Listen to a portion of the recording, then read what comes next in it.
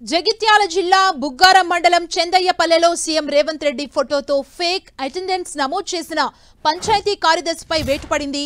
T రాజన్నను suspend చేస్తూ Jagtial collector ఉత్తర్వులు జారీ చేశారు. ఆఫీస్కు వెళ్లకుండా సీఎం రేవంత్ ఫోటోతో ఫేక్ అటెండెన్స్ వేసినట్లు భారీగా ఫిర్యాదులొచ్చాయి. దీంతో విచారణ చేపట్టిన అధికారులు టి రాజన్నపై సస్పెన్షన్ వేటు వేశారు.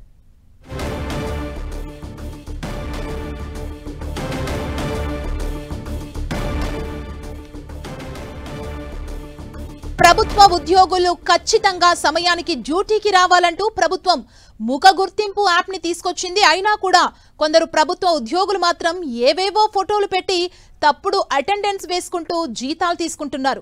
జగిత్యాల జిల్లాలో టి రాజన్న సీఎం రేవంత్ రెడ్డి ఫోటోను అప్లోడ్ చేసిన ఘటన బయటపడటంతో అందరూ షాక్ కి గురయ్యారు. దీంతో చాలా విషయాలు వెలుగులోకి వస్తున్నాయి. కొందరు పంచాయతీ కార్యదర్శులు విధులకు వెళ్లకుండా ఇతరుల సహాయంతో అటెండెన్స్ వేసుకుంటున్నారని, మరికొందరు తమ ఫోన్లు మల్టీపర్పస్ వర్కర్లకిచ్చి తాము లేకుండానే యాప్ ద్వారా హాజరు నమోదు చేస్తున్నట్లు అధికారులు గుర్తించారు. కొందరు ఆఫీస్కు వెళ్లకుండా తమ ఫోటోలను పెట్టి హాజరు నమోదు చేసినట్లు తేలింది. కొన్ని చోట్ల ఖాళీ కుర్చీలను ఫోటోలు తీసి అటెండెన్స్ యాప్లో అప్లోడ్ చేశారు.